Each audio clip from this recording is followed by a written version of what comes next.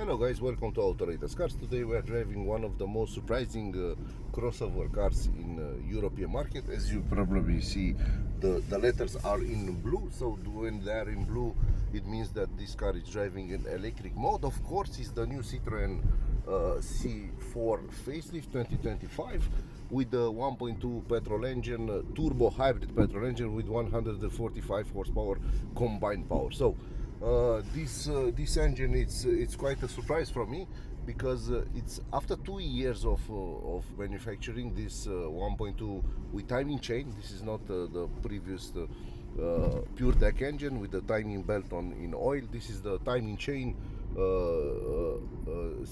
engine. This is the engine with the timing chain. That means that this is the engine with no problems, so no possible problems in the future. It actually has an electrified automatic gearbox, and that it's capable of showing a very good fuel consumption. As you probably see, in the last 6 kilometers in bumper to bumper city driving, the average fuel consumption is 5.4, and in the last 210 kilometers 7.1. And actually I drive this this system is capable of driving around 69%, as you probably see here, 69% in electric mode. So this is crazy, because a lot of you guys actually believe that Toyota hybrid engine is the best hybrid engine in the world, and of course it's one of the best electric engine systems in the world. But Stellantis made a surprising move with this hybridization of the former 1.2 PureTech engine. Actually, they made it with the timing chain, so it doesn't have any problems with the reliability of this engine after the warranty it's off. And they made it to a six-speed punch automotive double clutch electrified gearbox. So the engine has 136 horsepower and 230 newton meters at around 1750 rpm, which is very good compared with any other 2.5 liter or 2.0 normal or 1.8 aspirated normal petrol engine that are actually mounted on a normal hybrid system from Toyota, or I don't know, Mazda or MG or something like that, or the Chinese brands. First of all, this is a turbocharged engine. This is not a normal aspirated, so it's important the way it drives. So the electric power, it's quite slow. It has only 28 horsepower and 55 newton meters, but it's capable of driving somehow around, they say, around 50% of the time in electric mode. In city driving, as you probably see, you could actually drive it 68-70% in electric drive. Now we're at 61 because the speed increases. So when the speed increases, all normal hybrid engines are not driving on electricity, are driving on petrol, so that's normal. But the 1.2 petrol engine, it's quite a shock from my point of view, because it retains the old performance of the 1.2 turbocharged 130 horsepower previous generation petrol engine. So as you probably know, 10 years ago when it was launched on the Peugeot 308, this engine, the former engine 1.2 turbo 130 horsepower, made it to the E-DSC6. Actually had a very good fuel consumption outside the city. I drove that engine on thousands of kilometers, and I said then it's very good. The fuel consumption was very good, even that it doesn't have at that time a hybridization system. So Stellantis knew that, actually improved all the engine. It's almost improved from zero. It retains the same cc, but the pistons are new. Everything is new, and the fuel consumption, the fuel injection system, it's new, and of course the electronics are new, because they made it to this gearbox. This engine, actually, it's sold. It's mounted on low entry-level Peugeot and Citroen cars with a manual 6-speed gearbox, like the new Opel Corsa, the new Citroen C3, and the Peugeot 208. Entry-level versions are mated with the 1.2 turbo and no hybridization, only direct fuel injection and manual gearbox. So Stellantis made this engine capable of to be mounted even on the entry-level versions of the cars.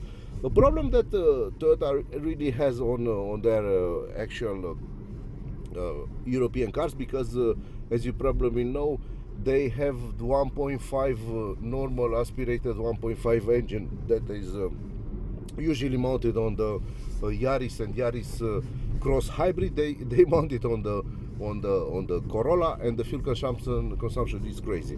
It's like 12 or 14 liters per 100 kilometers. So it has a fuel consumption in the city driving mode like older generation of V6 engines. So that's a very big problem, because it's not a turbocharged engine; it's a normal aspirated. And if you want to drive it somehow faster, you'll have definitely big problems. As you probably know here, as you see, 57 kilometers an hour, we are driving an electric mode, because this system, it's not bulletproof. This is not a very elaborated full hybrid system like the Chinese REVs or the most advanced Toyota engines, but it has a very good fuel consumption, and it has the capability to be driven very, very economically from my point of view. So the fuel consumption is in the last 10 kilometers, 4.9 liters per 100 kilometers, and that's a very important number for a turbocharged three-cylinder engine. A thing that Ford doesn't actually make, because they have let's say the Ford. Let's talk about Ford now. They have 1.0 EcoBoost with 155 horsepower, but if they made it they have mated that engine to a electrified gearbox, and they have Punch Automotive. They have that not Punch, sorry, Getrag. They have the Getrag gearbox.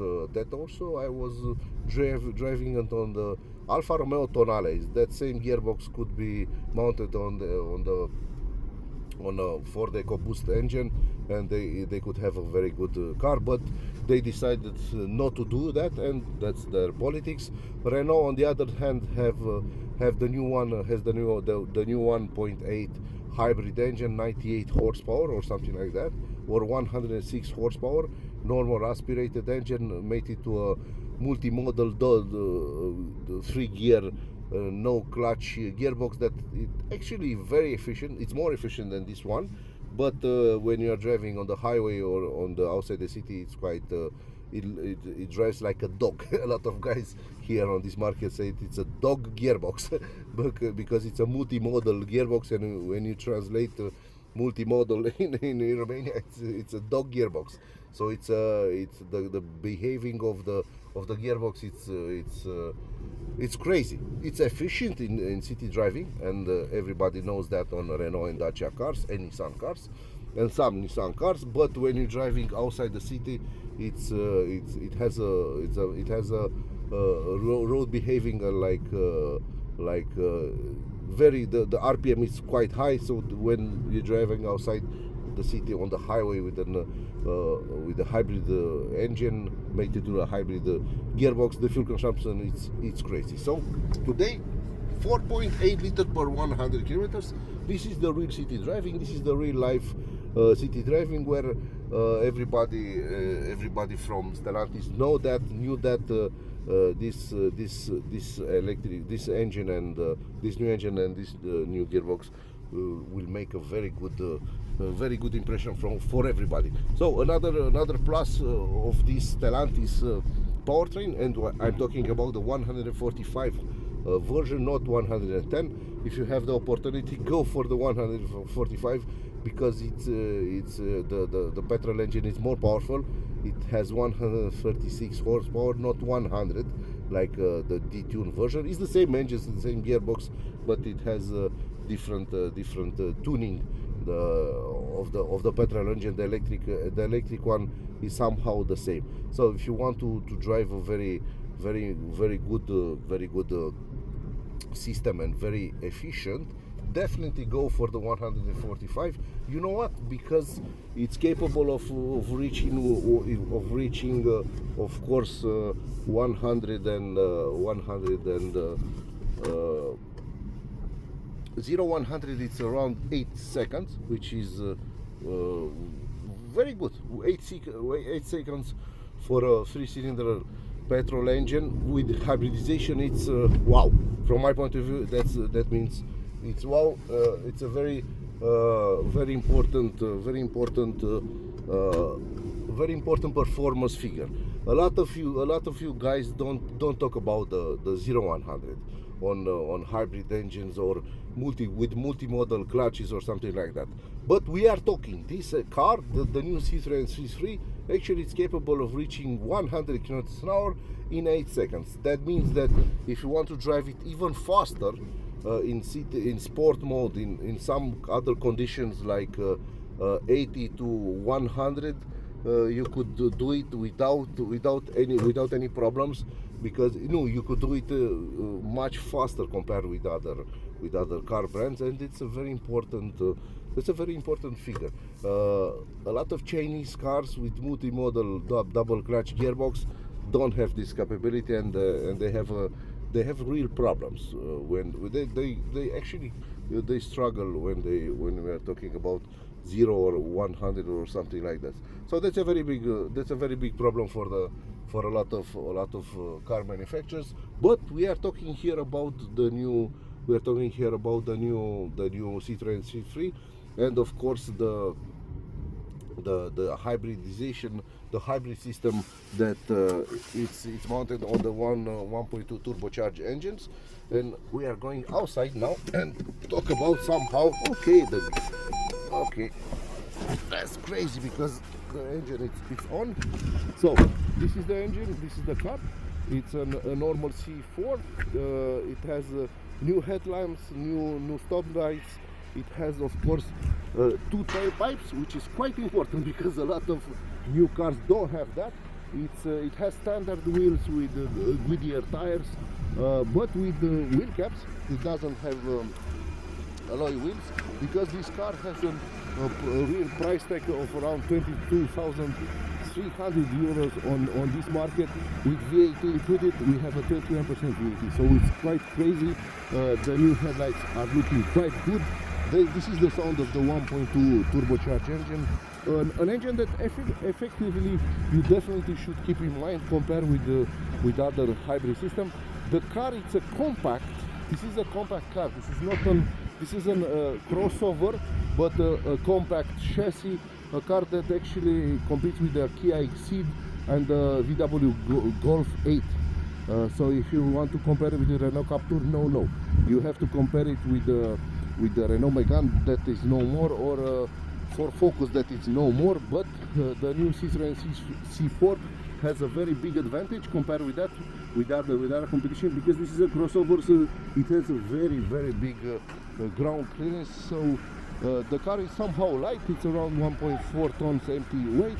0-100 of course 8 seconds, and definitely you could go with 200 kilometers an hour without any problem. So that's a very important figure, another important figure compared with the Toyota or MG or Geely or other Chinese hybrid engine or model, because this double clutch system actually works beautifully on the highway, where a lot of multimodal gearbox, as I told you, are bull. They have not so good road behaving, and Stellantis actually made a very important highway car. You could drive this car with around 150 kilometers an hour on the highway with no problem compared with that with the competition. Even if it's called Dacia, Renault, MG, VW. No, VW is okay. VW doesn't have a hybrid entry level system. They have only plug-in hybrids, very expensive, so they are out of the discussion. Because we are talking about here around 22,000 euros with VAT included. So Toyota cars have quite a very big problem, because the eCVTs are not so good on the highway. A lot of big RPMs, so that are translated, of course, in the big fuel consumption. Thank you.